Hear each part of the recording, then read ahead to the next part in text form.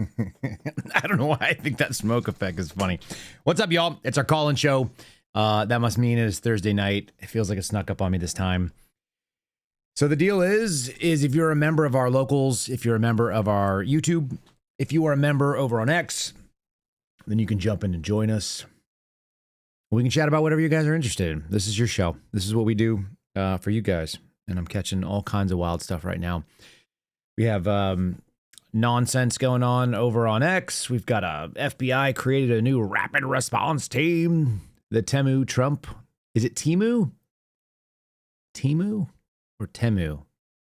What do you guys think? I don't know. The Chinese knockoff version of Donald Trump has created his own little rapid response team.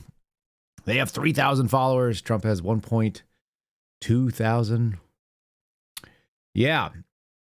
I'll tell you what. It's a wild time. We had an FBI whistleblower come forward over the, earlier in the week.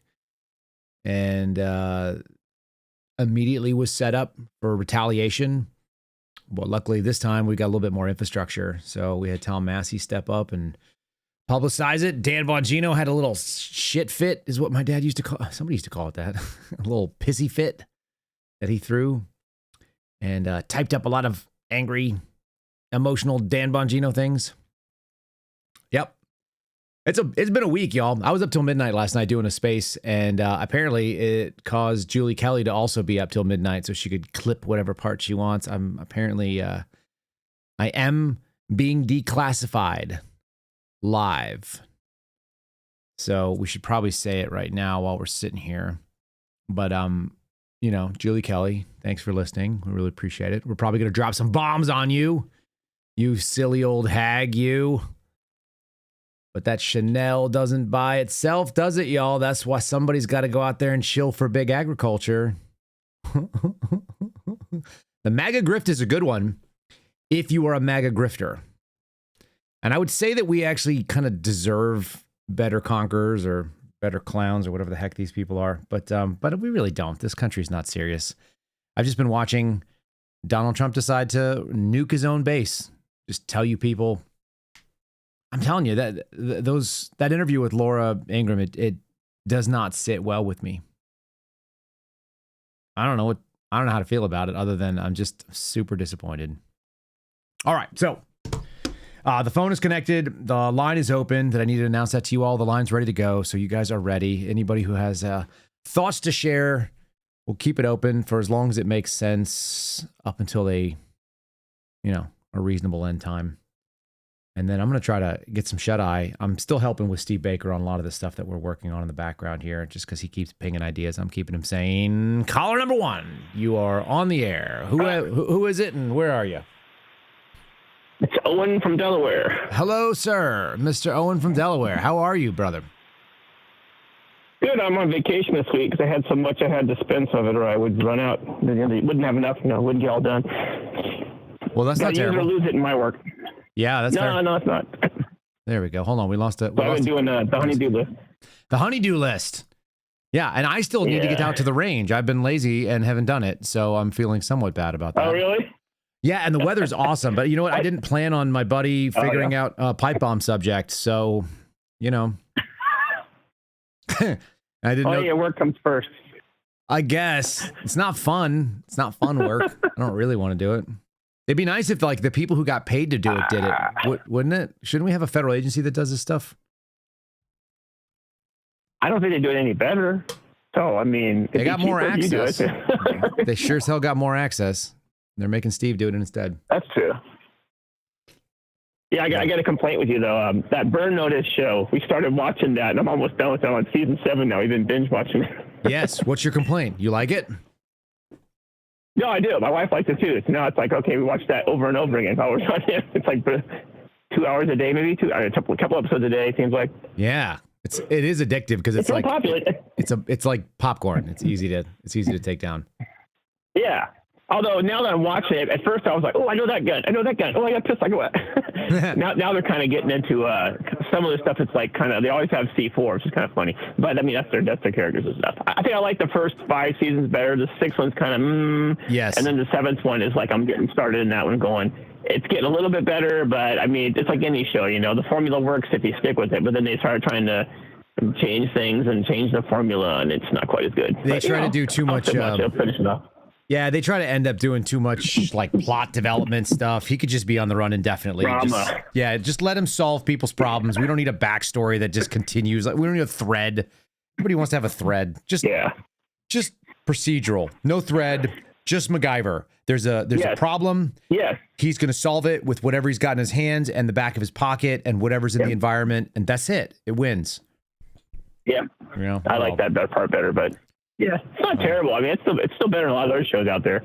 For sure. Have you watched the same sensibilities from back in the day? Yeah. Did you ever watch Bosch? No, Bosch is that another one? Oh, Bosch is going to be your number one of all time. How many seasons did it have? Like 8, I don't know, a bunch. And then they came on to they did Bosch and they went, I don't know, 6 seasons. And then they did Bosch Legacy and they did 3 or 4 seasons. And they did, like a, what do you call it? Like a sequel. And it's one of the characters that comes out of Bosch, and then it goes on and it's freaking good. And it's all developed by the actual writer who wrote the original series, which is about 30 books. So they go from like, it's 30 novels or so worth of material. It's really well done. So it was all written up. All the stories are all developed from a novel. They adapt them for modernity. They were written in like the 70s, 80s, and 90s. Right. So they're a little bit more modernized. Instead of the guy being like a Vietnam vet who did like tunnel rat stuff, he was a special forces guy that went into Afghanistan and did the tunnels out in Tora Bora. But it's a great show. It's good. There's a little bit of woke that creeps into it for a second, and you can kind of see it coming in, and they walk away from it. So they did good. Oh, that's good. Mm-hmm. That's good, because I watched this show. It was like called The Pentaveret, which is a really slim little piece out of So I Married an Axe Murderer. Okay. And like the dad mentioned, it was like what do you call it? Secret organization. But anyway, The Pentaveret were like they ruled the world, and they made a TV show on Netflix about it. And it was good up until the very last episode, and then it went kind of. But up until that point, it's hilarious. I think I might have told you before. I can't remember, but there was a guy. He had his friend. He's like, oh yeah. Go ahead. Yeah, go ahead. No, you talk. I was just gonna say this guy's he's driving from Canada to America, and it went from being the grainy picture in Canada to like all of a sudden crystal clear, and they got into America. I like it. Yeah, that checks. I think I told you this story already, so that checks out. What else? It's pretty funny. What are you thinking other than watching Burn Notice, which is actually kind of like a sunny, happy show in most ways. It's like bubblegum. I've been doing more like prepping stuff. I bought an old police trade-in dual action Kellerman Sig 229. Okay. I've been shooting that for the double action practice because I want to be able, if you want to get better at holding a pistol, the hardest thing to do is a double action. It's a long double action. You just got to keep holding on target. It's like makes you hold it there better. So I've been doing that. It makes my fingers sore after a while, but 5 magazines of that, and I'm like building my finger strength, but also getting my pistol control better. I'll probably turn it over to a dual action, single action here eventually. They make a kit to take it apart. I've been playing around with it. Had a magazine safety, so I took that out. Now you can pull the trigger without the magazine in it. Is it a DOA gun? It's double action only? Is that it? No, it's the dual action Kellerman. It's the screwy thing they made for the police, where the first trigger pull is like, I don't know, 8 pounds. And then if you do the reset, the first reset, it's like 12 pounds. And if you let it all the way out, it's 8 pounds again. It's just weird, forcing you to work the trigger all the way in and all the way out every every single time. That's horrible. Really weird. I don't want anything to do with that. Yeah, it is horrible. That's why you want it, because it's like it forces you to take up, and I have to sit there and worry about the sights and not worry about the trigger and just keep working the trigger and holding the sight on. You know what I mean? I guess it's good practice for something awful. That's a training gun only. I got this 357 sitting over here behind me, and that one's it's a dirty thought away from going off if you have it in the single action. But the double action is super smooth, and it's it's just like a Swiss watch. That thing is so awesome. Yeah, that's good training too, and it's 357. I guess you could shoot 38, so you could do that too. But I just like it because it has 17 round mags. So I don't have to sit there and reload every 6. Yeah, that's why fair. I got it, because I have a double. I have a 357. I got a 454. I got a 44. I got all those things too. But it's like after 6 shots, it slows your pace. I want to be able to like do the same, not a mag dump, but just sit there and pace it out and shoot the full It's for reps, just doing reps on holding. I put a red dot on it. I had to put a new slide on it to convert it from 40 to 9. Put a new slide on it with a 40 with a 9. Put a new. Yeah, I made it go from a $400 gun to a $1,200 gun, but that's how it goes. That's how. That sounds like something I would do. I don't hate that idea. And you look at it and you're like, what am I doing? That's why I stopped buying. I started building nothing but my own customs, and then at some point I evolved out of that, and I just bought the top whatever I could buy. Because I was like, first of all, if I buy something off the rack, I'm going to end up fixing it up the way I want it, and that's going to end up costing me more money. So why am I spending the money on that? Although it's good practice. Then I started just building them building them up, and then it's like, well, why don't I just buy a really nice thing that some gunsmith put together that had better tolerancing than I can do, and then let them do that? So then I started doing that. So I was showing my wife my bedroom safe the other day. We were pointing to it. And I was like, there's a lot of money in here. And she was like, how about that one? I was like, 7. She's like, ooh. She's like, what about that one? I was like, 5.5. It's like, there's a lot of money wrapped up in this stuff. That's stupid. Yeah. Yeah, I keep mine and they were both there. Both mine and my better halves were like, there's 2 of everything pretty much. Yeah, I like that. That's not terrible. My wife is tiny, though. But this one, well, my wife is, she's not quite. Well, she says she's 5 foot tall, but she's like 4'11". Okay, that's mine too. Yeah, the difference is that like I'm tall enough, and she can't hold heavy things. Although I do have some great photos we found from when we were even dating, and she was like working I have a 12 gauge Benelli, and it's heavy as hell, and I put an extension on there, so it has a maximum tube, and it's just way too heavy, and so she would basically like keep it towards the ground. And then she would say, pull, because we were out shooting, skeet and stuff with it. And so she would be like, pull. And then she would, shoulder it and then knock it out and then do the pump and knock it out. And then she would put it back down, and she was winded by it. That's great. But she hit everything and I was in the air. My wife's got the arm strength. She did some more manual labor than that. She used to hang drywall for her dad. My wife could hang 12 foot sheet of rifle. She's awesome. Like a working lady. I like that. She saw a 20 gauge though at the gun shop, and she's like, this 20 gauge of the pistol grip. And it was like picking it up and the light shines down from a boom, angel thing. And she's like, I want this. Sold. So now I put a bird's head grip on it, and I put a laser on it. So she's got this, but she likes that 20 gauge. It's nice. I mean, I don't think really difference between 20 and 12, to be honest, but she liked it. So that's why I bought it for. She bought it. It was her birthday, Christmas or birthday, I forget. That's right. Yeah. Awesome. No, she likes the big pair. She likes the 40s and the 45s, my wife. She doesn't like mouse guns. Interesting. Somebody tagged me on something the other day, and they just said you need to be. There was a whole article about 22 as a defense round, and I thought I'd carry 22 as a defense round. That's you. There's not a lot of people that would do that, but I would do it in a heartbeat, for sure. I mean, if it's close, that's my buddy who's a cop in the city here has said that's what a lot of people get shot with. 30, 22, 25, anything in your pocket basically is to fire close distance. It's the weapon you have in your hand. Yeah, whatever's in your hand is the one that you're going to use, and it's also the one you don't want to. Our argument was this, because guys would get gun macho about stuff, and I was like, all right, who wants to stand in front of a 22 and get smoked? Oh, none of you? Yeah, shut up. It'll change your mind no matter. Well, unless you're on drug, if you're on PCP or some kind of stuff like that, you're on you're not in your right mind, then you got to from a physically stopping them might take more work. No, you could do headshots with those things. Eric Blanchford proved that it'll still go through. Bone. Up to 100 yards. Oh, yeah, I saw a guy. He shot the gel head with the bone, the skull inside of it, and it went through the whole. Yeah. Yeah, it'll get it done. I'm getting the hang up music. You are getting it. Yeah, there it is. I wasn't even looking, man. It just starts up when we get it done. All right, I'll give you closing thoughts. Whatever you got, send it. Whatever else is on your head. I just think it's that whole Valhalla and how's it going? God, it's hilarious. It's so. I think hold on. Do I have it sitting here for you? Maybe I do. Is that what this? I'll see you in Valhalla, brother. Valhalla, brother. I have the watch. Valhalla. Oh, man. That's terrible. That guy's a jerk, whoever he is, but that's funny.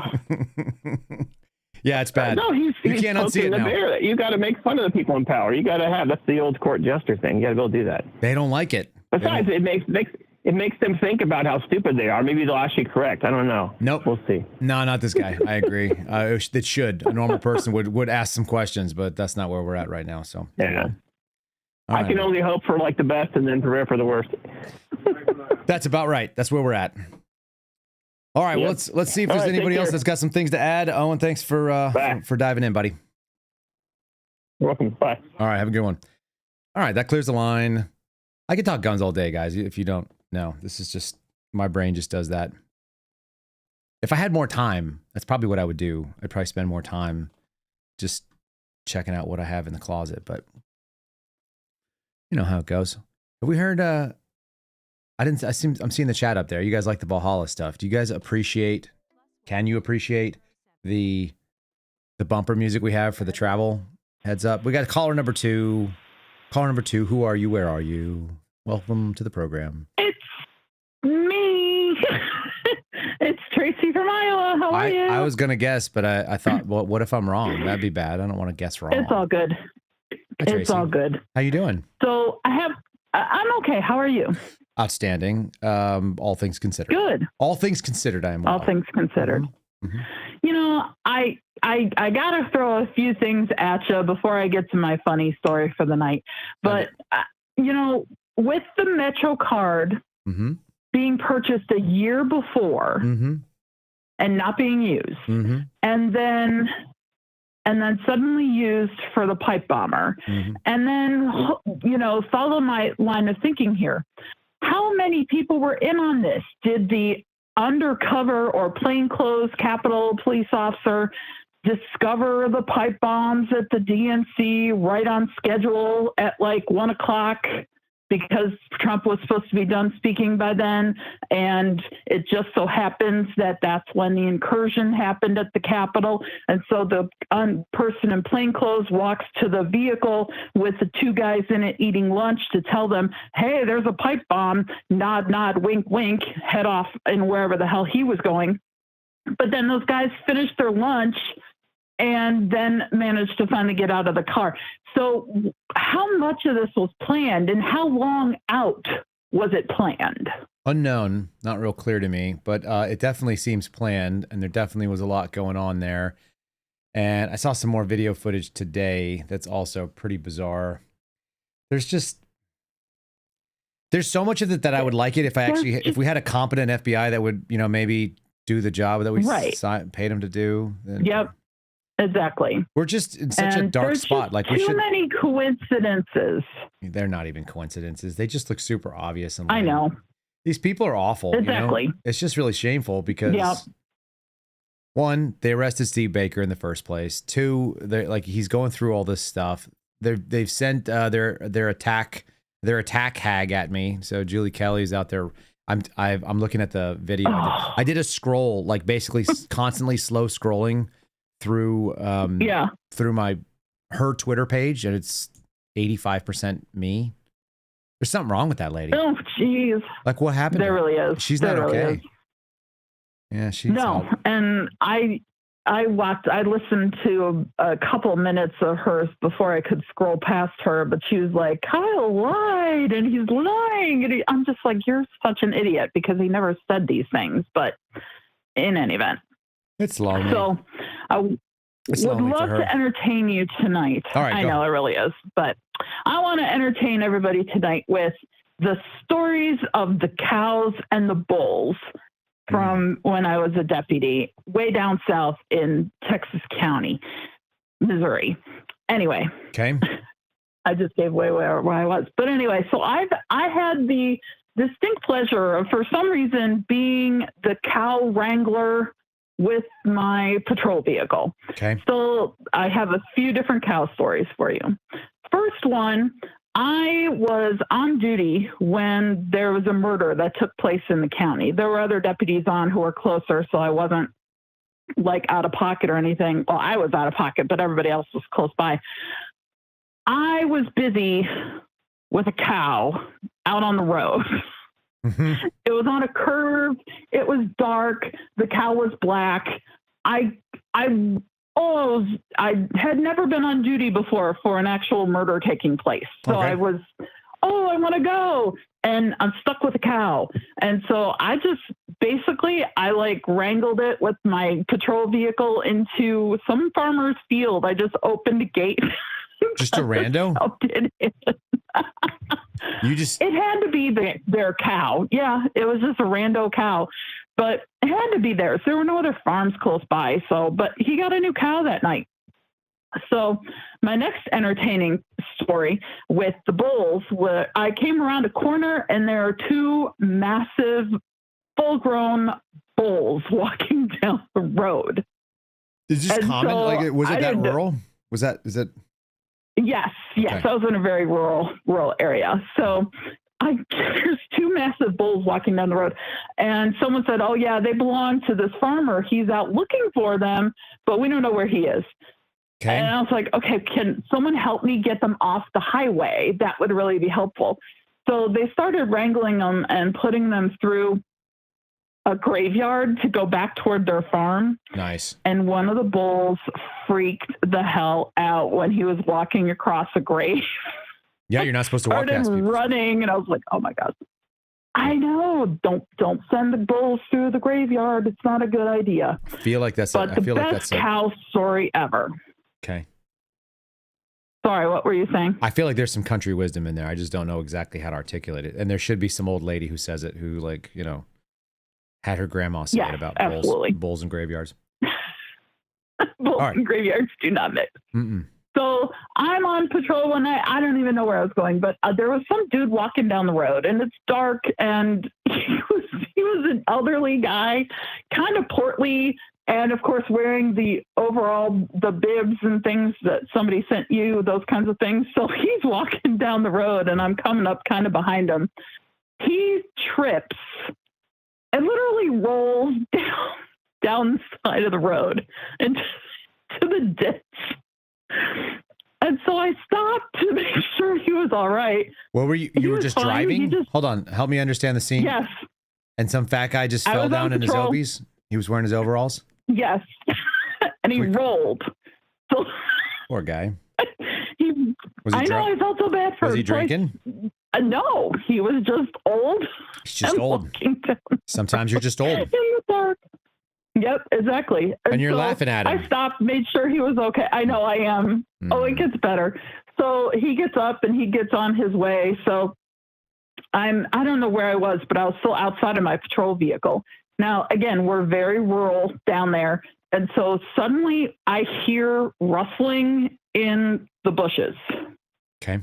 Now, it could be anything that is there. Mhm. Mountain lions, coyotes, skunks. It could be anything. And Mhm. so I don't think I have ever been more afraid.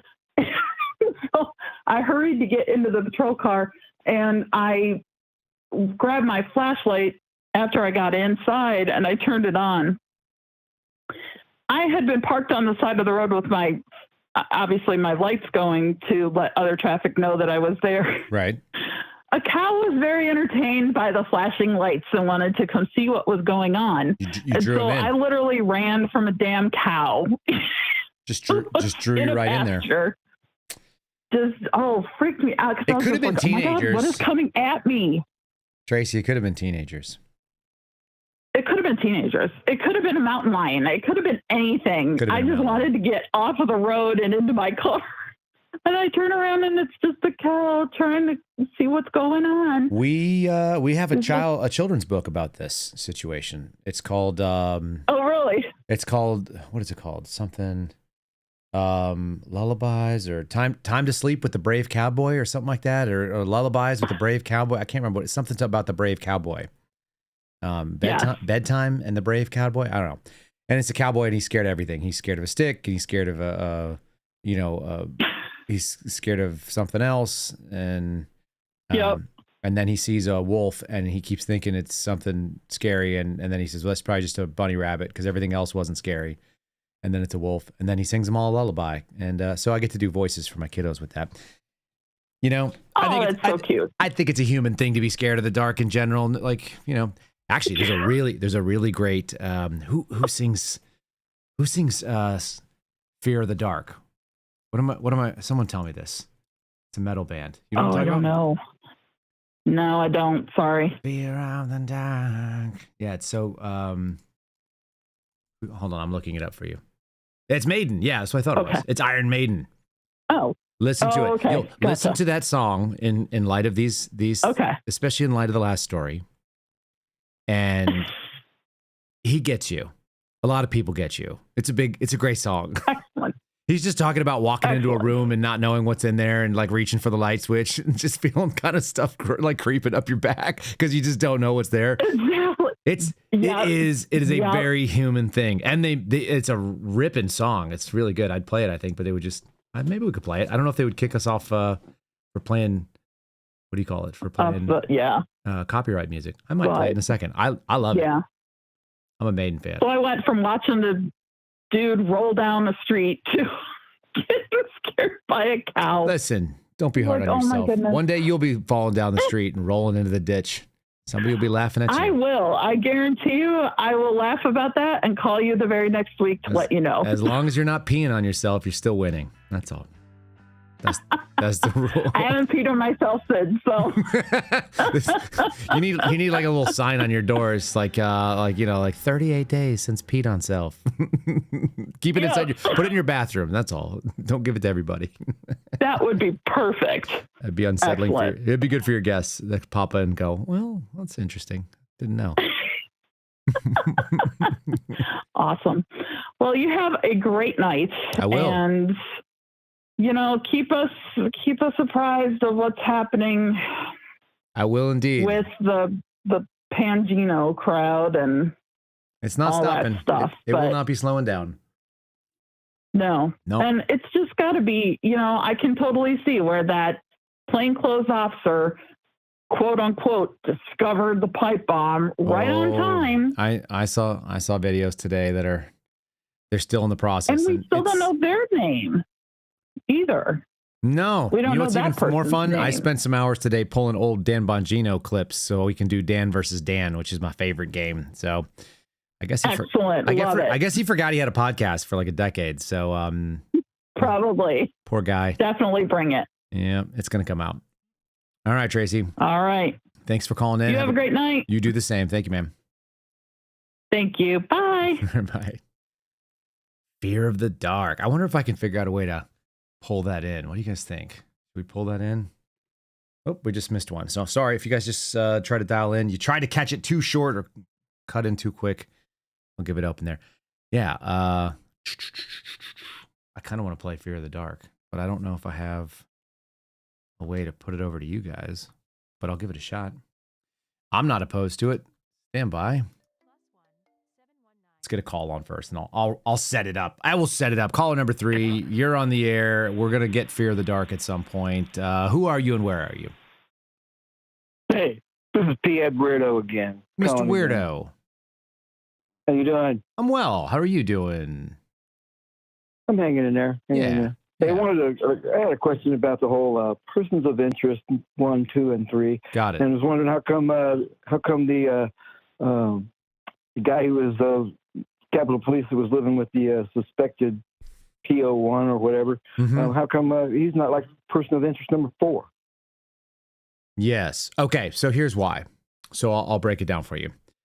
There are 3 persons of interest that are named. Look, I didn't call him that when we were out working, which is funny. This is Julie Kelly's gotcha. This is amusing on X. She's like, the narrative is falling apart. I'm like, no, you attention whore. It's not that hard.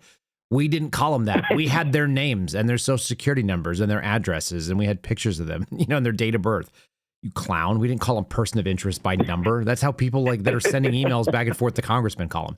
So person of interest 1. What we call them, Yeah. So person of interest 1, number 1 is the pipe bomber, the actual pipe bomber walking around, currently unnamed by the FBI. Copy that. And Baker believes is this woman SK. All right. Number 2 is apparently the house guest of number 3. And there's a 4th person that is on that area. So if POI 1 is in fact the pipe bomber and lives at that address, which is what Baker believes, then there's a 4th person in the mix between those 2 doors. And that 4th person could be the boyfriend, who also happens to be a Capitol Police officer, by the way, which is kind of crazy. And having seen the photograph that the Bureau had at the time, which was like a still from a video feed of who they believed person of interest 2 was, they said that person of interest 2 was this guy that was like some evangelical Christian dude who came up from the South, and he was roughly 60 something years old. And person of interest 2 looks like he's about 25 to 30. So I think they got their wires crossed. I was talking to another guy who was on the surveillance team, but not at the time. And he's like, I'm reading all these documents and I can't figure it out. And I go, what's the matter? And he's like, it seems like they got their wires crossed. And I'm like, yeah, I'm pretty sure they did. And he was like, that's the only thing that makes sense. And I was like, yeah, man, it's fine. Like, we just don't have the resources to go and pull it out because we don't have the case file. But if we did, we could easily go like, oh, Right. well, listen, if you've never done surveillance on multiple cameras, it's a skill set. Baker and I were talking about it the other day too. You try to follow somebody from one camera to another through different fields of view and different aspect ratios, and there are different sizes and from different angles. You're trying to see someone walk into frame from a maybe not most logical entrance point. It's not like we're watching on like an Atari where they go off one side and they pop into the next side, So, Right. there are different heights and there are different angles and so on, and they have different resolutions and they've got different settings because these are government cameras, so they're all set up like shit, and so you don't get clean white balance or any of the other kind of stuff that they should be doing, and they're not set up for exposure properly and all that nonsense. They're just auto. Anyway, long and short of it is, there's a decent chance, I think, that there was a fourth person that was in the mix there. And the crazy part of it is that the person of interest 2 that they identified doesn't look 60 at all. It's not even close. You could show it to anybody. It's a shitty picture, though. That's the downside. So it's not a great photo.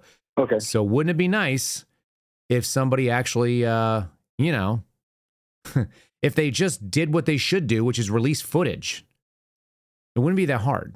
But that hopefully clears it up. The door that you've seen on the video podcast on the left, that's the home of 3. Apparently 2 was staying there. Baker believes that 1 was next door, and then theoretically there was also a 4th person there who could be POI 4, who may be a double for POI 2 when the Bureau screwed it up, which I think they did. That's my guess. Gotcha. I copy that. Yeah. Right on. Well, There's still no way to like, understand what the infinitesimally bizarre odds are that we were outside of a door, right? Or we're outside watching a person in a very, very small part of DC, a unique little tiny cul-de-sac, which is actually off a cul-de-sac. And somehow the next door neighbor is his person of interest, and then also at the same time is a Capitol Police officer, and so is the boyfriend, and they both meet the build. And she also happens to be 5'7", just like the bomber. Right? And also has a right leg limp, just like the bomber. I just watched videos of that today, too. I've seen the side-by-side video. I get it now. I haven't done like a video comparison, but I've seen video, and I see where they were starting from. So, Gotcha. Yeah, I totally follow that 100%. It's going to really upset Julie Kelly, though, because we haven't given Julie Kelly our sources, and she deserves them for some reason. It's goofball. Deserves. Yeah, right. She deserves. Yeah. We used to call her the editor. So Mr. Weirdo, she's referred to as the editor by all the J6 people that I've dealt with. And if you ever want to run a story that has to do with anything J6, the joke was you're supposed to run it by Julie Kelly first and see if she approves. Because she might say it's her story. Ed. I like calling you Mr. Weirdo. Mr. Weirdo's funnier. Just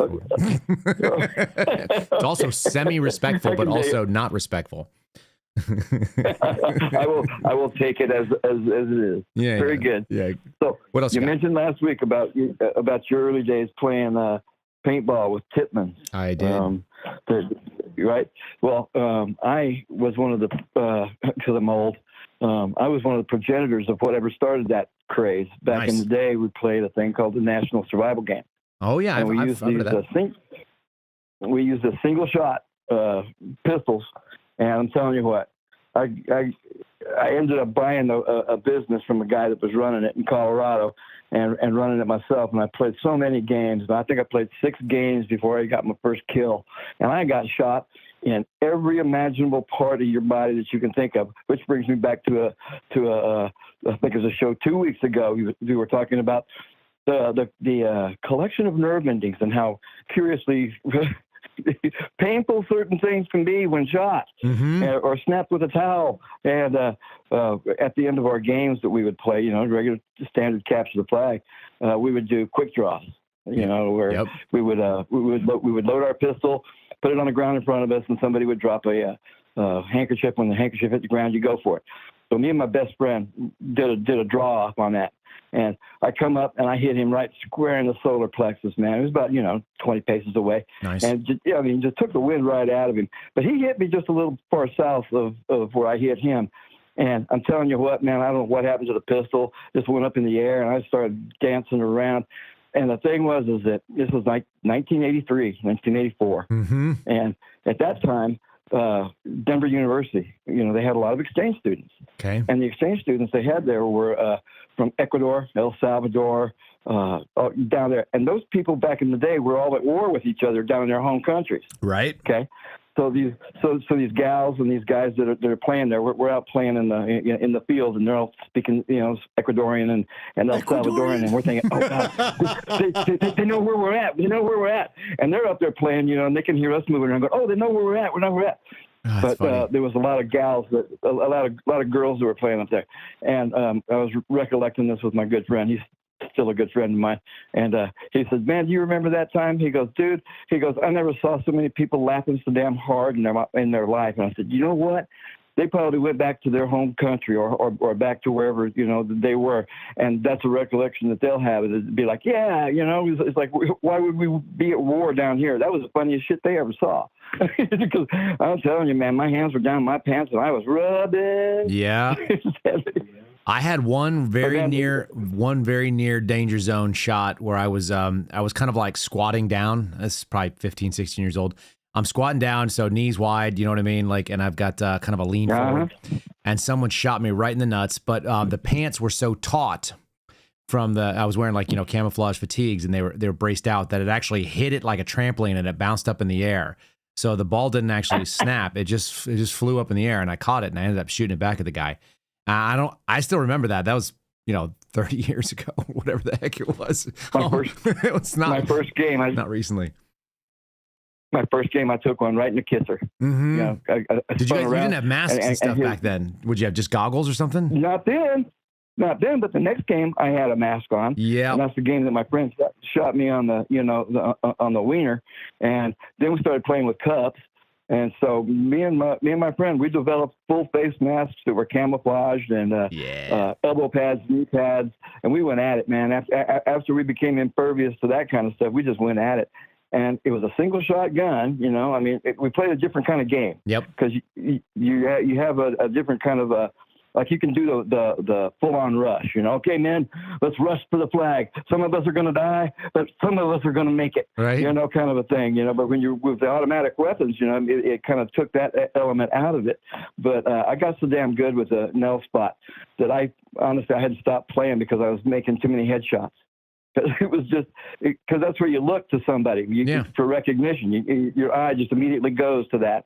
And man, I got to be a point shooting son of a gun on that one. I like it. So anyway, it brought back a really good memory hearing you talk about the Tippmans because freaking Tippmans, man. I tell you what, man, the game that we played, you had to run and jump, and because if you fired and missed, you're trying to, recock that stupid gun with, while you're running away, or you're taking the volley from everybody else. You're going to get smoked. All right, man.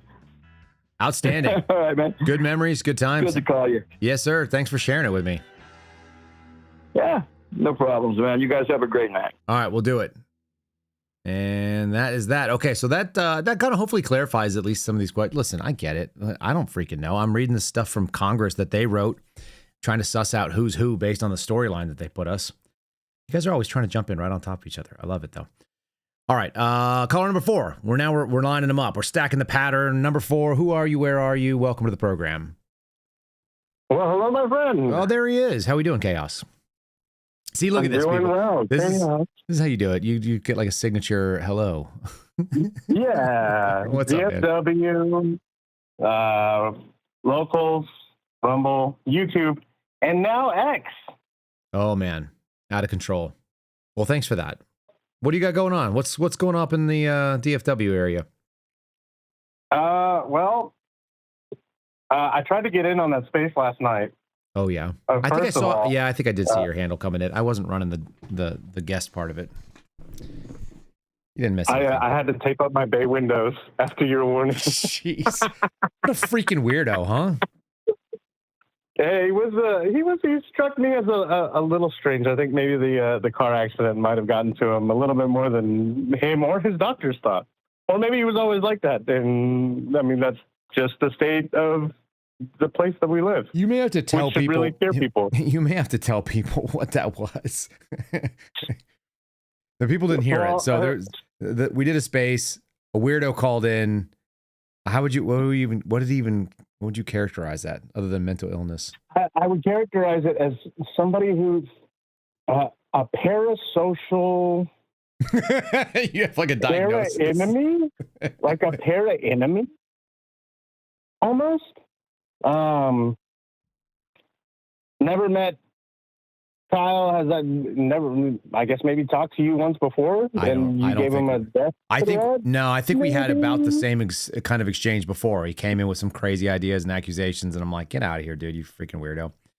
I think his death threat had nothing to do with him, but sure enough, there were a bunch of weirdos that were really excited about this lady who lives in the same county that I live in, of all things, and they all think that she's gonna fall in love with them, I guess, off the internet from their anonymous profiles. She's real gross, but So parasocial enemy. So enemy of a parasocial he's a white knight. relationship. Yeah. I don't. No, I wouldn't even call him that because he was Mexican. So Shame on you. Shame. All right.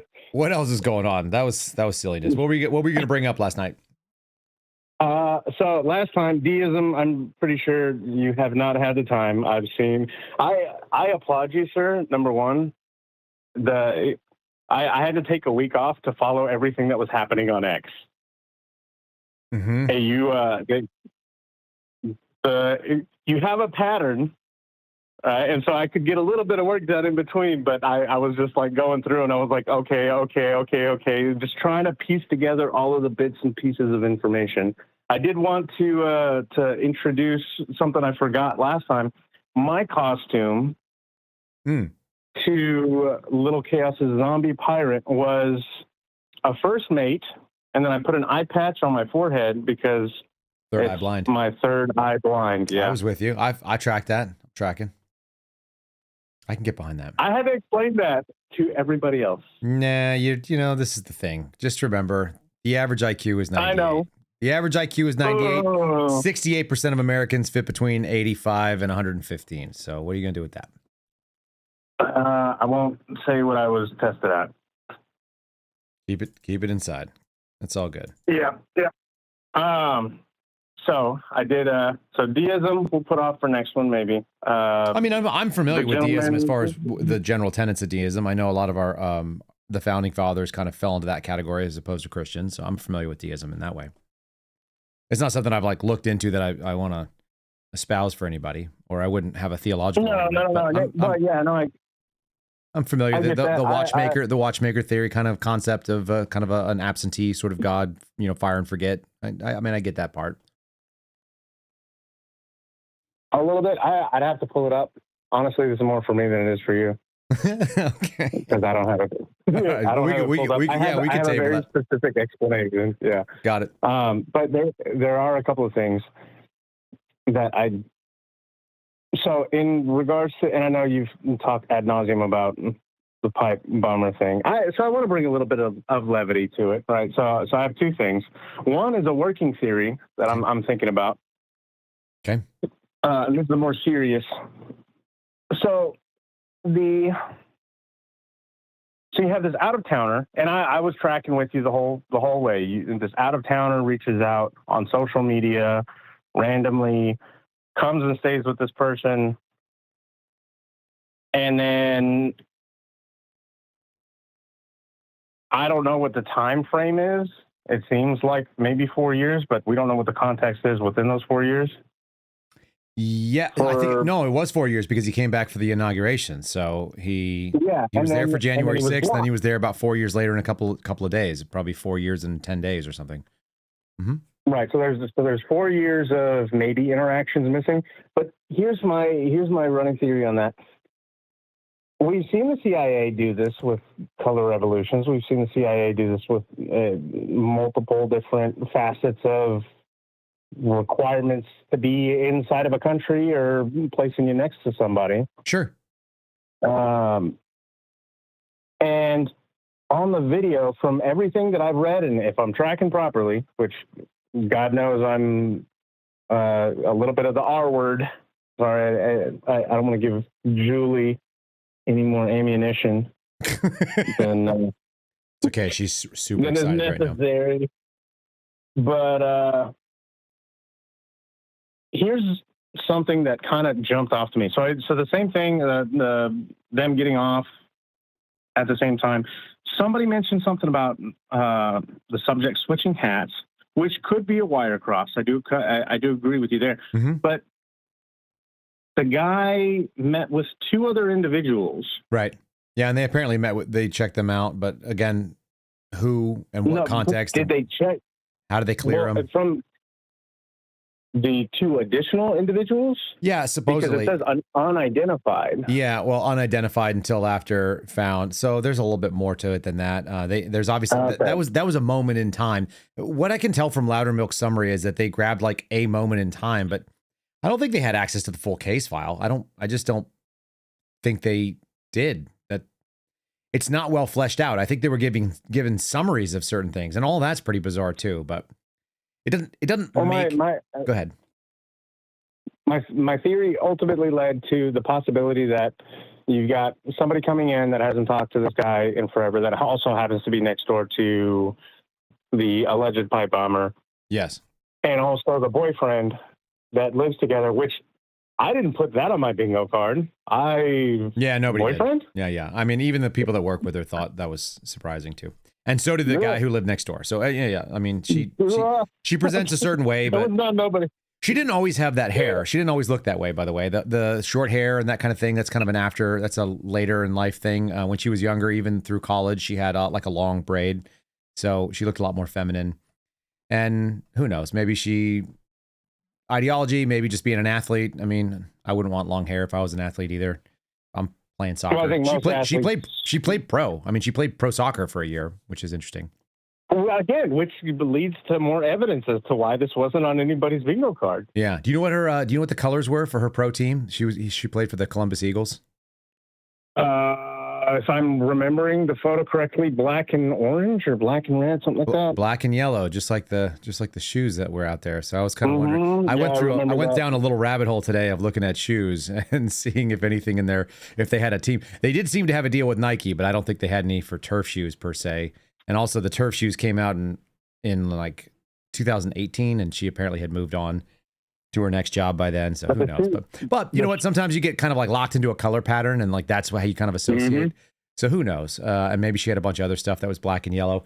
For some reason, that's what Columbus, Ohio, they have color schemes that end up being black and yellow. My dad used to work for a company that owned the Columbus Crew, which is a soccer team as well, and same colors.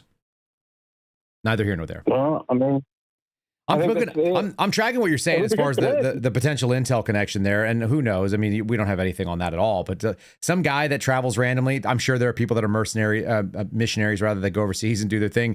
But if you go overseas, Baker is literally he's the case in point. He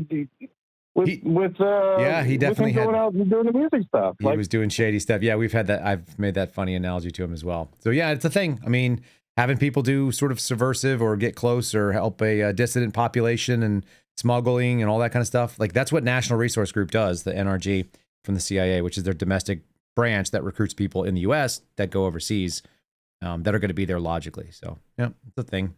Yeah. But we don't know. I need a Cinco Mas. Somebody give me a Cinco Mas. Oh, no. Here it comes. So here, okay, you got to, we'll let people make the call. People who are listening. You guys can vote more time or less time. Just give me 5 more. I'm watching. Hopefully. I'm watching. It's not showing up. Our team is, we might be delayed. There's no love. You got one. No. You got all you got is Renzo.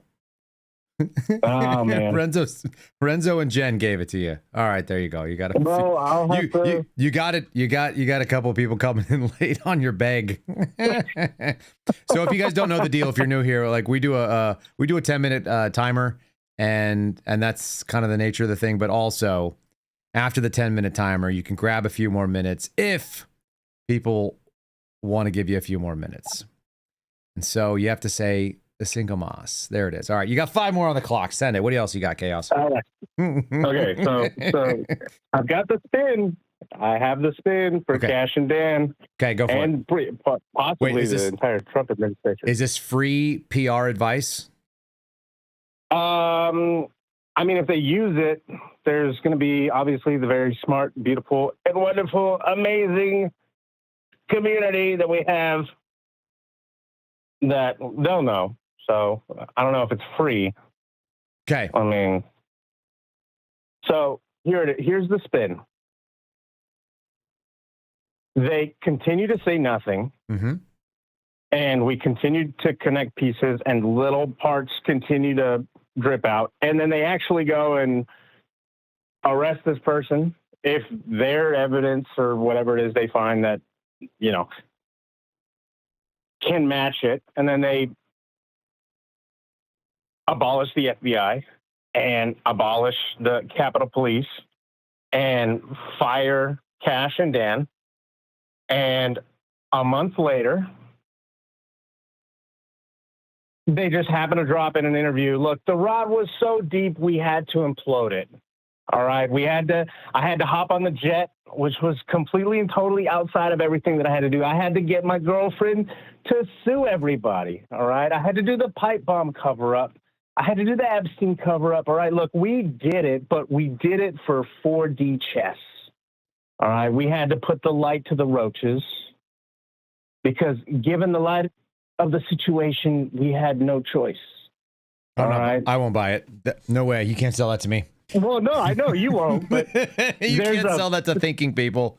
There are a lot of dummies out know. there, though. No, as but previously mentioned. but we might be on the right of the bell curve, and then it's going to get lost in the news cycle, and everybody else is going to be happy and go, look, we're MAGA now. But also, guess what? We get the FBI and the intel agencies are abolished. I don't think we have a little bit closer to, this is a win for us. It'd be a great win. The problem is that they really love having those things. Nobody wants to give up the ring of power, and it's a very old thing. Yeah. That's the that's the tree of the knowledge of good and evil. It's the ability to move unseen. Nope. Nobody wants to give up the ring. Nobody wants to give up the godlike power, and it's as close as you're going to get on this earth of being able to do certain things. You can take people's freedoms, you can see what they're doing without their permission, and you can take their lives. So they don't give that up willingly, which is a real shame because it's going to come after them. You can pretty much guarantee it. They're going to be up next, and they're obviously pissing off the right people by doing what they're doing, and they're not even doing it fast enough. So what a silly thing. It really is silly. Man, I really thought we were gonna be able to make use of Cash's Punisher coin because he could have said, "I put it out there for a reason." It was a breadcrumb. This was my secret way of describing my animosity towards this beast.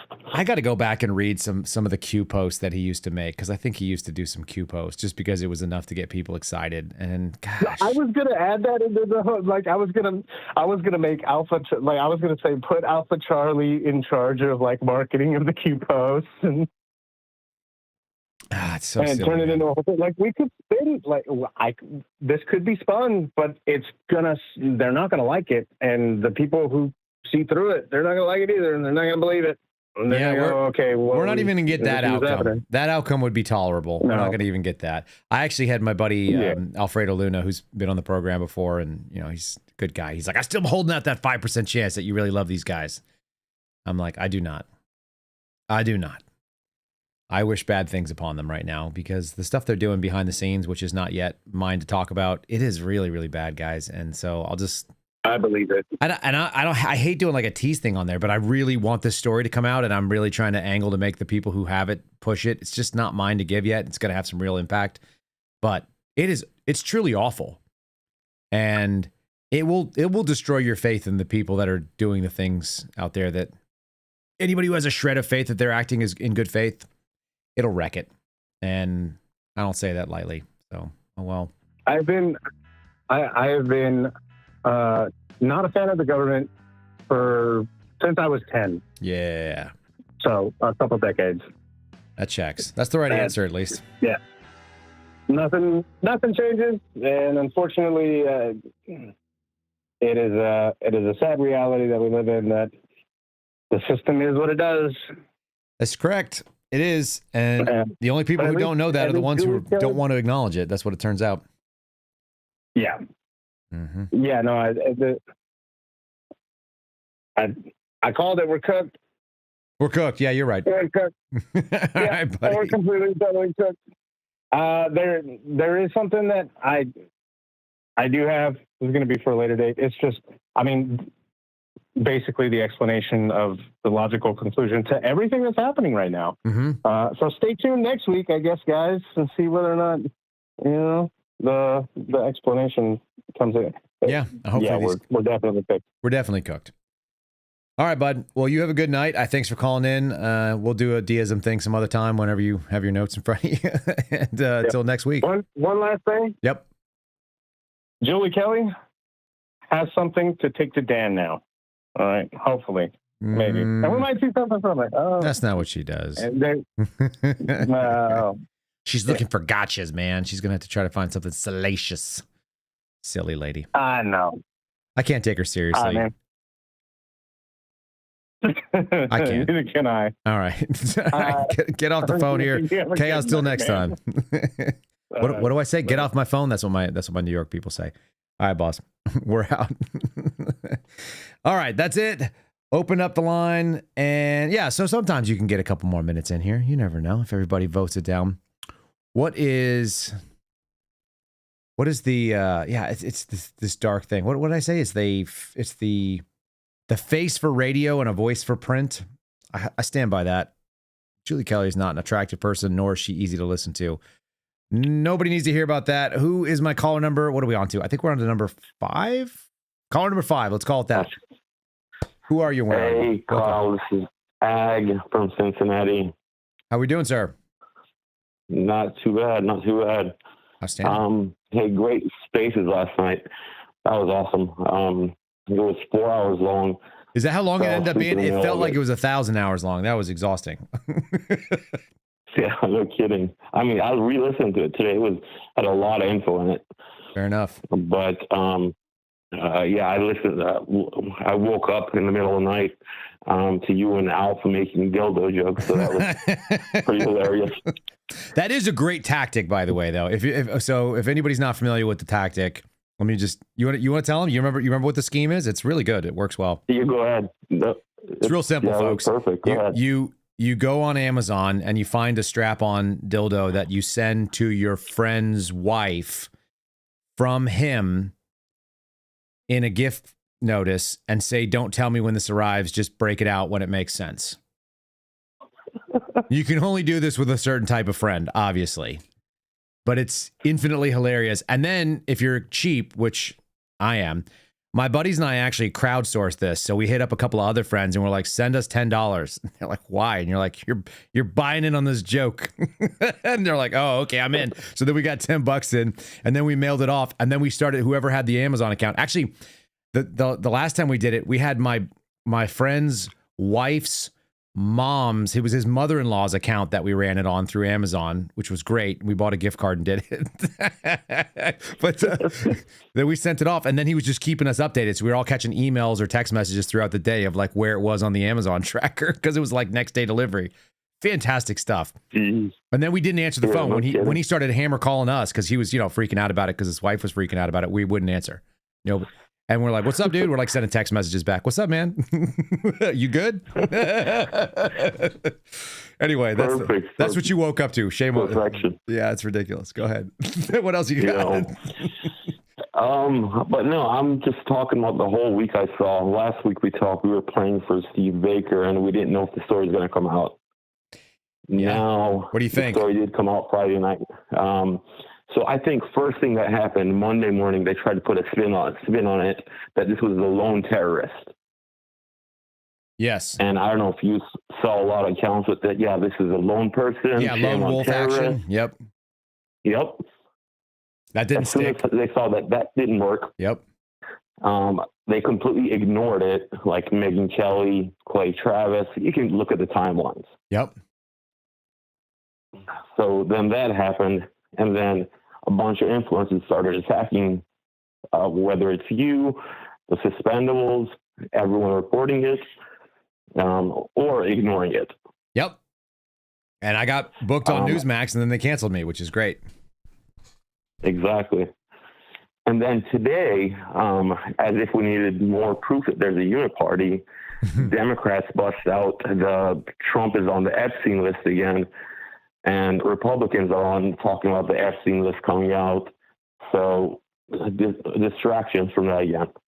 Yeah, anything. Well, one of the guys in my group chat said, this story with the pipe bomber is so bad they may release the Epstein files. It might, man. It might. It might be that bad. How ironic and stupid is that? And I went back and started listening to some of the stuff I put together back when I was pissed off about the Epstein. Listen, at the end of the day, there may be nothing there. Fine, okay, if it is, but there's a way to do it and there's a way not to do it. And what they did was the least convincing way you could do. And it's actually really insulting. So I went and pulled a bunch of the clips that I had that were all sitting in there and stitched them all together into about a 52-minute, FU compilation. It's really bad. Yeah. It's just really, really damning. There's a lot of these people getting hung by their own words and their own stupidity when they said it for years and years. Yeah, and I have lost a lot of trust in Trump. He's making a lot of the same mistakes and even more mistakes than he did in his first administration now. Right. Yeah, it's troubling. Upsetting. What did you think about that H1B bit? That bother you? Terrible. As much as I loved the $100,000 fee on it at first, now he's totally reversing course and this BS. I can't stand it. Yeah, they don't want to do $100,000 fees on all the jobs, just on some of the jobs. But the really important ones that are going to have the battery makers and the missile people and whatever other nonsense that he's going to give carve outs for. It's like, come on, bro. Craziness. Yeah, it's bad. Yeah, you can't train Americans to do that, right? Apparently not. Hey, listen. We'll just take them. There's never going to be a country like what we have right now. And does that the mean Republicans have to talk about it? And does that mean there'll never be a good country, and then you can't do it. You can't take people off the unemployment lines and teach them to do skilled stuff.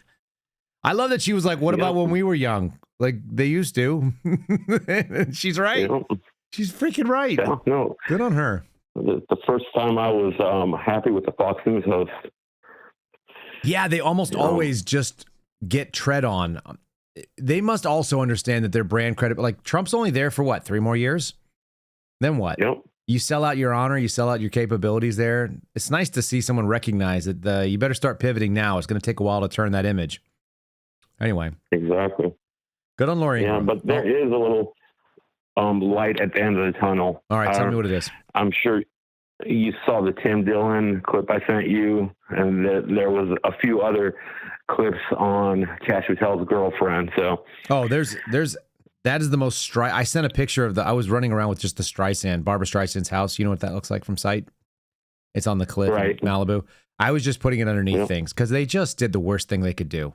They've basically made her synonymous with the thing, and there's no way away from it. I don't know if they thought they were going to win that PR battle, but there's no freaking way they could have done it. Not once. No. They absolutely blew it. Yep. And people are catching on, and they can try to hide their tracks all they want, cover their tracks all they want. The truth is going to come out eventually. Yeah, and here's what I found out. You guys ready for this? This is just for our little audience here tonight. I had a phone call with an agent who said not only did Alexis take the jet to London when Kash went to go meet with MI5, she also went in the building and sat in on the meeting with MI5.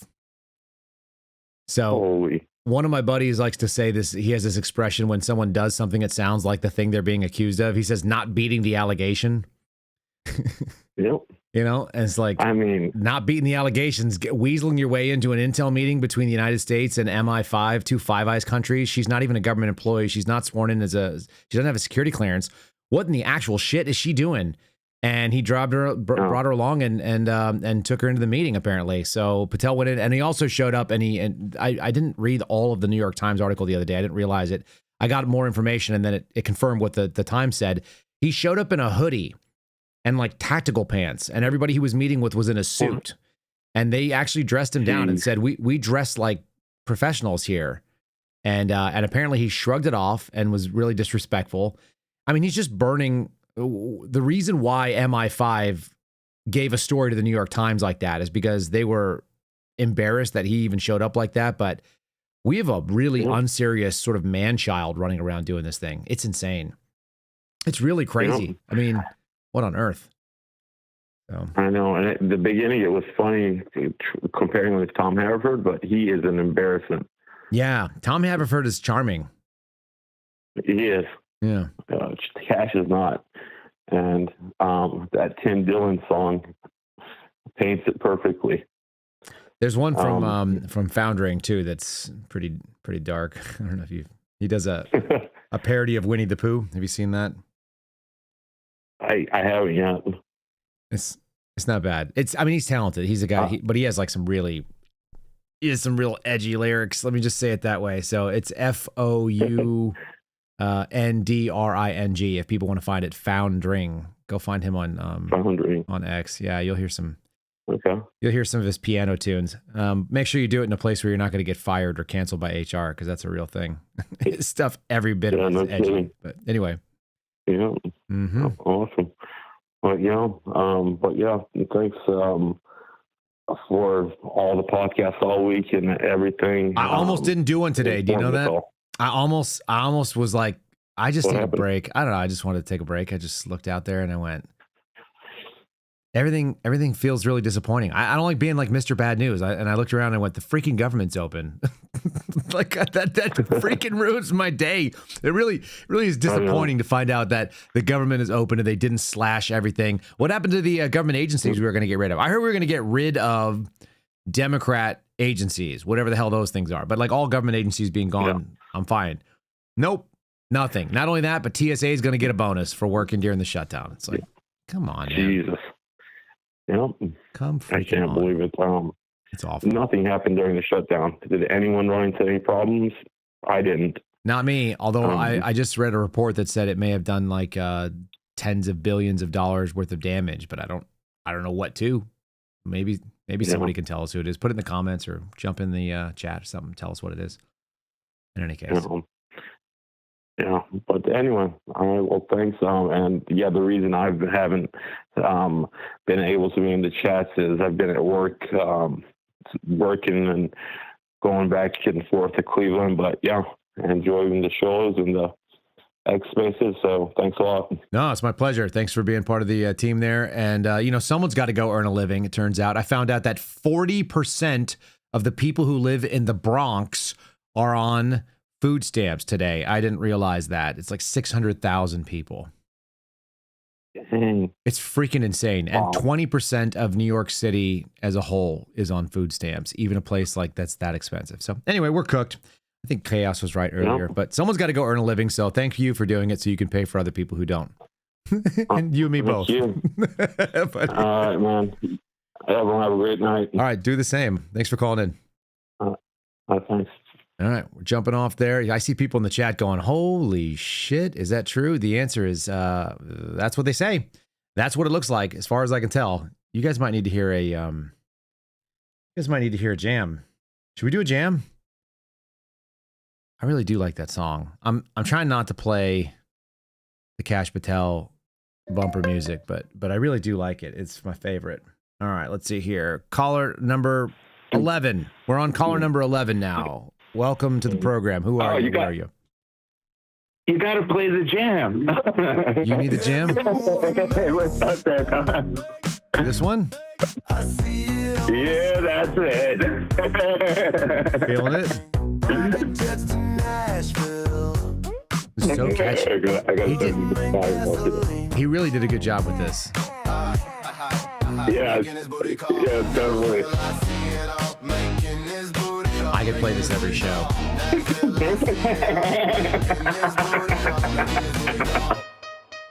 Here it goes. It's not a federal crime.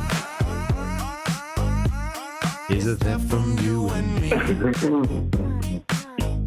Kash Patel is flying high on our economy.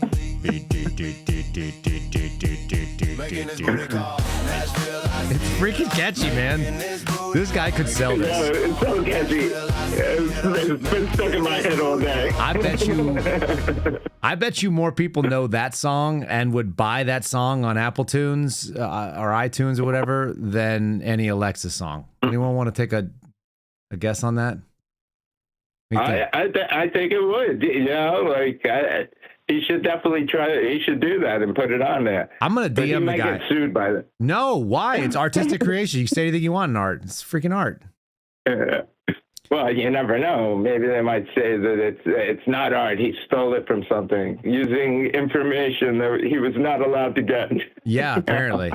I don't know. I think he could sell a 1 minute. I think he could sell a 1 minute. I think that's what it is. What do you call it? Little jam. And you probably could blow that up into a 2.5 minute, 3 minute song. That wouldn't take much for another little verse. Or he could sell it as a jingle.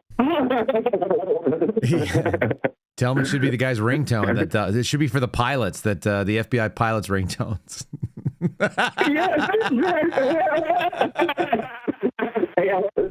I'm gonna send it to some guys. I'm gonna send it to some dudes and make it their bureau ringtones. That's great. Oh, that's funny. What else is going on, man? What are you about? So I was disappointed by Massey's ineffectiveness. with the Epstein petition. They're never gonna let that out. But I guess he. Go ahead. And he's performative. They're all performative. This is my whole new thing. Yeah. I don't know if you saw the new Tom McDonald song, but he came out with this new song, and it's just all about how, like, screw everybody, and pretty much it's just, I'm with this, which is normal, and I don't care about anybody else. And I'm at that point right now, because they're all garbage. They're all garbage, all y'all. So Renzo, my first squad in the bureau, when I went in, I'm 35. The guys in there, some of them are younger than me. A couple of them are older, but not many. And they had a clock, like you kind of know, like with the office clock. And on the wall underneath it, somebody had printed off a meme, and it was a guy that was throwing. It was like almost like a line drawing. It wasn't color, right? It was just black and white. And he's throwing papers up in the air. And underneath it said, "Looks like it's fuck this shit o'clock." Like it's fuck this shit o'clock right now in this country. I don't know any other way to say it. I think we've been stuck. We've been stuck since Bush, second Bush. We've been bamboozled, my friends. Exactly. It's not like the longer. The further we get away from 9/11, the more and more I've noticed all of the differences in our society and their direct links to 9/11. Like in 1999, we would never spend double our budget because of an emergency, and no matter what kind of emergency it is. Yeah. There's no way in hell you could have convinced our society in 1999, sorry, everybody's got to stop going to work. There's this illness going around. Not happening. It wouldn't have happened. Agreed. There it is. I put it on the screen for people. And all of that directly correlates to 9/11, which now, as we get further and further, you see it? The further and further that we get from 9/11, the more crystal clear it is in every aspect of our society is controlled because of the Patriot Act. If we were to just say, hey, let's just go to how our government was back pre-Patriot Act, but we would be talking about how we need to have a balanced budget, not how, we cut $1 trillion from that $5 trillion extra that we were spending, because that wouldn't have been tolerable to people. That's right. They would have said, you're a representative of the people. You're supposed to be the best of the people. And when you don't reflect that, we just kick you out of office. But now when these people don't reflect that, they still get reelected and they don't care. So if there's no incentive for them to actually act like good people, or at least try. Like, I felt like back in the day, they used to say, hey, we have to at least make a good effort here because people are going to say, you know, we suck. But, you know, it's not, I can see a reason why you came to this.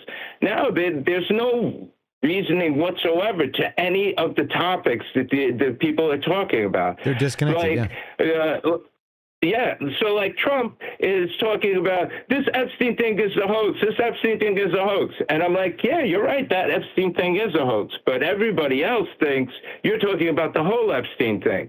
And there's a lot of people that are saying, so you think Virginia Giuffre and all these other girls are liars and he really wasn't trafficking them to other people? Is that what you're trying to say? And I know that in my mind, I feel like the reason that's happening is because him and his chief of staff and certain other people are like, you know, Donald, it really wouldn't be good for you to, like, you know, just release that stuff.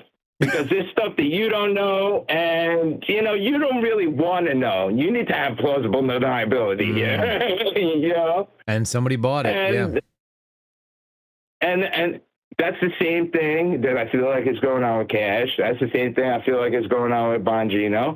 Like the whole Bongino, let me go cry on X about, oh, you come at me, Massey. And then the immediate reaction right after that is a couple of articles by certain propaganda outlets. Like, oh my God, dear Bongino explodes all these people. Look at this. Look at how horrible. He put Tom Massey in his place. And I'm like, this is like disgusting. He sounded like a little whiny bitch. Yeah. Yeah. They all sound like little whiny bitches. They do. And I'm like, you're all whining? You know why you're all whining? Because you're all implicated in all this garbage. Yeah. And you're trying to figure out how to get around, the garbage is out, but I wasn't involved. And everybody's trying to figure out their little escape hatch. This is the same thing with the food blogger, too. You know, like, I have to go out there and discredit these people because, you know, God forbid these people be right and make me look stupid. She can't help it. She's just gonna, listen, I'm using the term attack hag. I think that's the most appropriate. You know, and like her trash. She's trash. Like, I'm like, what you just said was trash. It's just rough. I probably should be a lot nicer. I don't know what it would be like living with that face and that voice, but but it made her nasty, and she's just not nice. So, anyway. You know, I mean, she blocks everybody, so I don't even try to interact with her. I should be better, but I'm not. I'm not better. I'm just not better. You know, I'm gonna do unto others. They would do unto you. Oh, what they would do unto me, yeah. Toss a cinder block. That's the thing she got really upset about. I said something like if they said like, why can't you just get along with her? I'm like, oh, if I saw her and she was drowning, I'd toss her a cinder block to float. Like, you know. But here's the thing, I can float with a cinder block, so I don't care. An extra 12 pounds isn't gonna sink me. I don't know if I could do that anymore. Well, you better work your leg treads up, bro. Get yourself ready. Gotta get strong. Yeah. Age starts to actually like creep up on you after like 4 or 5 days. You gotta prepare yourself for all possibilities of fatal encounters with nature. I think. Yes, and the zombie apocalypse paid for by Pfizer. I thought we were gonna get it, man. I thought we had the zombie apocalypse inbound, and I was like, screw it. I'm not in the right spot where I want to be, but I am freaking ready as I've ever been. And I'm even more ready now. Now I didn't even have thermal. When COVID broke out, I didn't even have thermal. Now I got thermal. It's game on. Thermal, night vision. Come at me, bro. I got batteries coming out of my ears because that's the big thing. I've got solar generators that can recharge my rechargeables. Let's do it. So you're like, okay, zombie apocalypse is happening. I'm bunkering down where I am right now. I'm taking You're not going for anybody. Bro, you're not going to get Charlie or Diane or anybody. They're gonna have to get here. They're gonna have to get here. I got a 1,200-yard gun, and I don't think I have that much visibility. But my theory always was the same. And I told my wife this. I said the entirety of like my posture is I want to be able to take over as much of my neighborhood as I would need to in a single night. So I need my cardio on point and I need quiet weapon systems on point so the capabilities are there so nobody even knows I'm going house to house. And I can currently do that.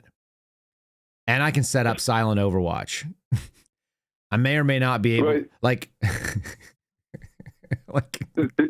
I can, everything on my street. So like living in a suburb is like a completely different mentality thinking. Right, you know, but behind me, outside my back gate, there is like 300 plus acres. There's a stream, there's a creek, there's a pond, there's a waterfall, like there's deer, there's game. So we've got space. And then if you keep walking down across that open area, like 300-400 acres of it, it goes back down to the Guadalupe River, or not the Guadalupe, it goes to the San Gabriel River.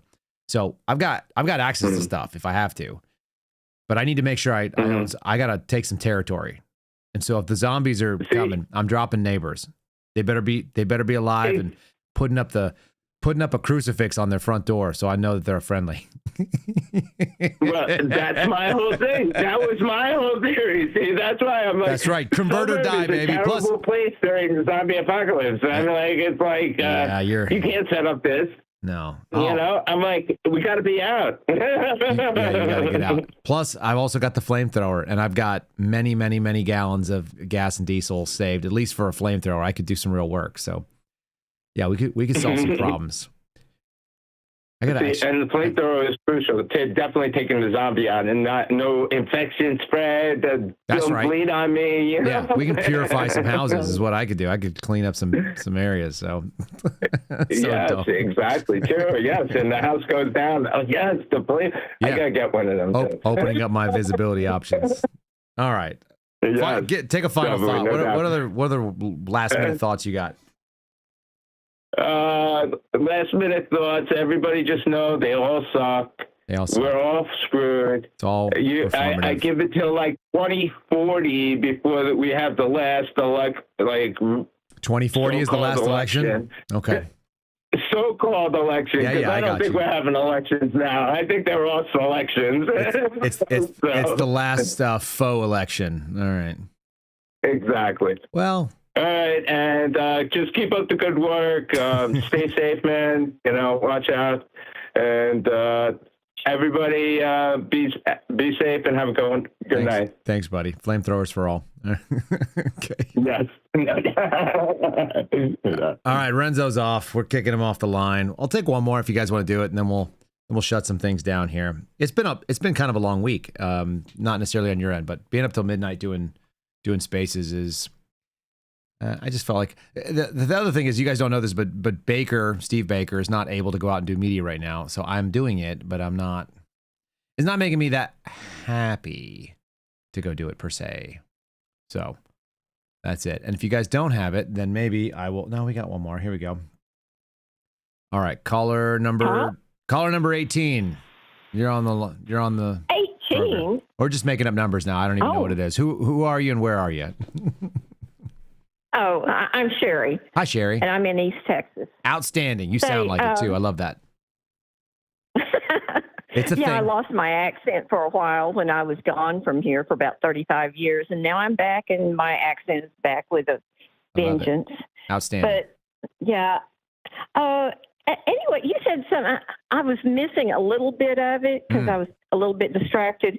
And you were saying something about the visitor who came for J6 and then came back for the inauguration again. Yes. Or whatever, for what was it you said about that guy? Well, the person there was a person of interest, apparently. A person of interest that was staying with, so person of interest 3 was the person we were watching. Person of interest 2 apparently was staying with person of interest 3 and was a childhood friend, is a international evangelist or something to that effect. And, I don't know. Like he was visiting to go to January 6th. So the person that we were supposedly tracking The reason that we were outside of Person of Interest 3's house was because he had a house guest, and the house guest was from out of town, and we have very little information about that person. And it's a real, and the story is weird. The story is really weird, you know? Mm-hmm. I mean, he was supposed to be somewhere in the range of 62 years old or something. Yeah, 60s. Yeah, early 60s for sure. So that's... Yeah, any height and weight type of ideas? Yeah, he was a white guy who is apparently somewhere between like 5'10", 5'11" by estimate. I'm going to show you. Oh, okay. I'm going to show you. He was writing a book, right?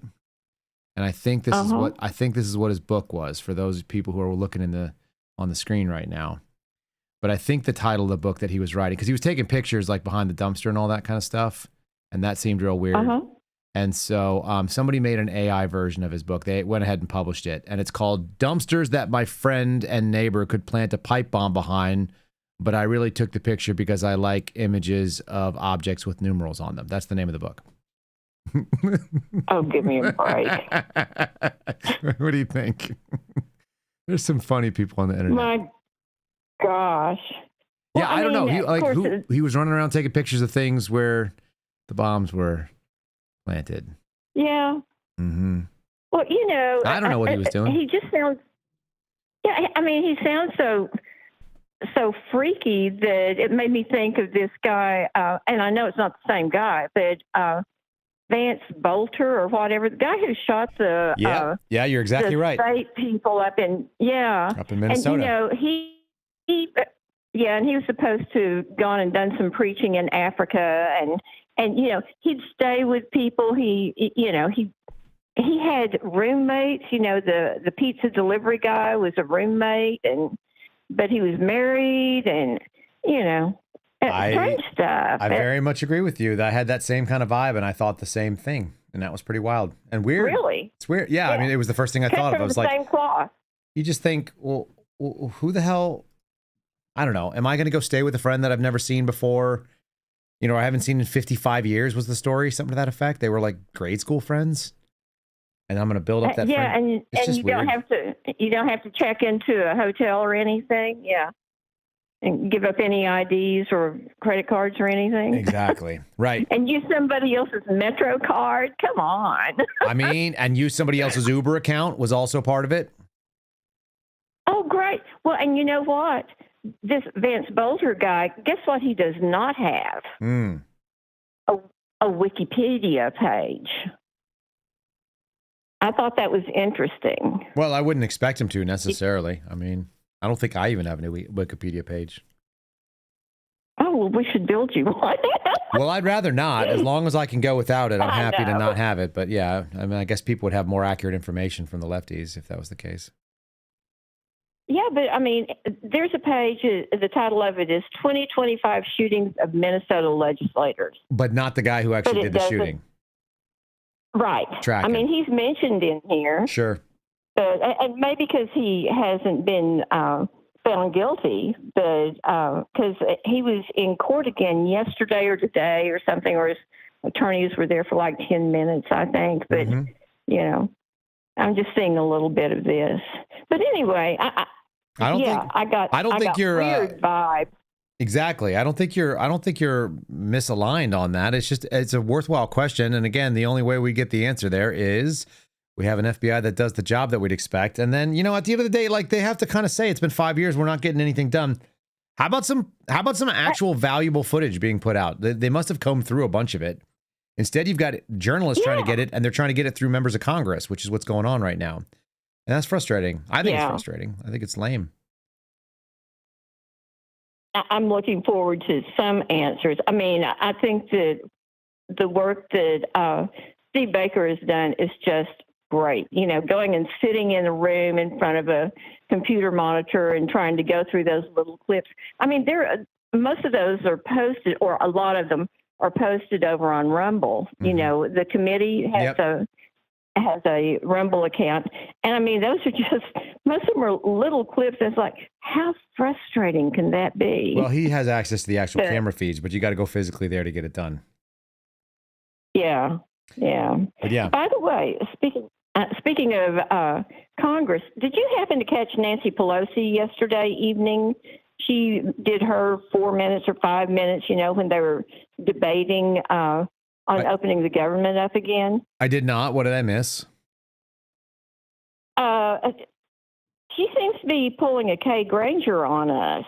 Oh, yeah? Like she out to lunch? The congressman. Yeah. And she was either drunk or she was not firing on all cylinders. Well, I assume both of those things. Those are not mutually independent situations. Well, that's true. Yeah. And it even seemed kind of funny. Of course, she always gestures with her right hand, and she was doing some of those kind of jerky gestures with her right hand. Mm-hmm. But her left arm, it seemed like she had her left arm just like down to her side, kind of straight and stiff looking. I don't know what was going on with her. Well, anyway, what they say. She's going away, so that's the good news. Yeah, there's only one undefeated fighter in this world. It's time, right? So. Yeah, I guess so. She's not winning that one. Yeah. You'd think some of these people want to go and spend their life doing something different than whatever evil crap that is. I mean, even if you thought it was important, at some point, you'd think you could hang it up. It's not like she's lacking for money or anything else. Yeah. And, now it's her daughter. She is hoping to scoot in right behind her. It's so gross. Christina. Yep. Grassley wants to do the same thing. Chuck Grassley wants to do the same darn thing. He's trying to get his grandson in because he's so damn old. Oh, my gosh. Well, the person who was in the congressional seat from Texas CD4, I think it was at the time, that was just before John Ratcliffe. Okay. Ratcliffe actually primaried this dude who'd been around for like 40 years or so. But his last name was Hall. I can't remember his first name, but it was a short name. But that guy was like in his 90s, and his wife had died, and so he was supposed to be representing, the district that's just north of where I am, and he was. Somebody asked him, Ralph Hall. Somebody asked him, Ralph, what are you thinking about doing? Are you going to run again? Oh, yeah. He says, I'm going to stay around and I'm going to set the record as the longest standing, the oldest congressman ever. So his goal was to die in office of old age. Yeah, they love it. And he almost did it, but John Ratcliffe booted him. People just about had enough of that. It's just such narcissism or hubris or whatever you want to call it. It's just gross. It's like, is that the best use of your time on earth? I guess if that's what you got. It's kind of a godless position to hold too, though. Anyway. Yeah, I mean, doesn't he respect his constituents or, the job well, that they're he dumb held? enough to vote for it, or we're having selections like Renzo just said. So one of the two is true. In theory, we have term limits. It's called an election, and you can elect somebody else. The crazy thing is these machines, these partisan machines, and people don't pay attention to what's going on. They look for an R or a D, and then you're good to go, I guess. If you're the incumbent, you probably get in. Stay there. Yeah. Till you're 1,000. Yeah. We tried to primary someone on a state level a few years ago, and boy, that was hard. I bet. I mean, everyone's you're working up against the stream. That's right. Mm-hmm. But there are too many people invested at that point. You can kind of assume. But anyway, I can see I'm just about done. Done with time, and I'm going to hand it back to you and let you have a little bit of extra time there. I think we're going to shut this. Thank you so much, Kyle. Well, thanks for calling in. I appreciate it. That was fantastic, and also good observations. I'll go look for Nancy. If I see something good, maybe I'll play it tomorrow. I'll get Steve Friend's reaction. Okay. Steve Friend already promised me he's coming on tomorrow, so we'll have a little treat. Oh, cool. That's good. It is cool. All right. Well, have a great night. Okay. Well, thanks a lot. Yes, ma'am. Okay, you too. Bye-bye. All right. That is how you do it. That is perfect. All right, we're going to shut it down. I'm cooked for the night, so let me give you a couple of little things. Let's get some motivational music, and we'll roll into the parking advice, and then we'll do some human interaction. How do I start an F-16? The question's real. I stole an F-16. Flip the master, all the lights begin to feel. I stole an F-16. F-16. Set the fuel pump, start the number 2. I stole an F-16. Engines whining as the turbines chew. I stole an F-16. Turn the RER power on bright. I stole an F-16. Horizon centered, the line set right. I stole an F-16. Oh, watch the gauges and the needles climb. I stole an F-16. Wait till 20, it will take its time. I stole an F-16. Throttle back down to idle mark. I stole an F-16. Jet breathes deep with a rumbling spark. I stole an F-16. Unlock the gate and push it free. I stole an F-16. The bird comes alive with a roar of glee. I stole an F-16. Roll out the REL power on bright. I stole an F-16. Horizon centered, the line set right. I stole an F-16. What? You can't park your car here, ma'am. Are you blind? I don't think you can park there. I know I can't park there! Oh. Hey, you can't park here! Fuck you, motherfucker! Excuse me, mate. You can't park there, sir. I know I can't park there. Hey, watch out! If you're gonna blow, watch out! Ma'am, you can't park your car here! Are you serious? You can't park that there, mate. Fuck off! Excuse me, you can park here. Yeah, you guys can't park here. No shit, really? You can't park there! That's what I said. Hey, you can't park there. Appreciate you, brother. You can't park there. You guys, you can't park there. But you still can't park. You can't park there. You can't park there. No. It's a park. You can't park there. What's your name? What? What is your name? Tony. Fuck you, Tony. What's your name? Ezekiel. Fuck you, Ezekiel. Fuck you. Fuck you. Hey, you know what I did last night? You better not bring my mother into this. You know what I did? You better not. I broke that fly over there. Oh. And I fucked your mother next to it. Fuck you, Ezekiel. Fuck you. Fuck you.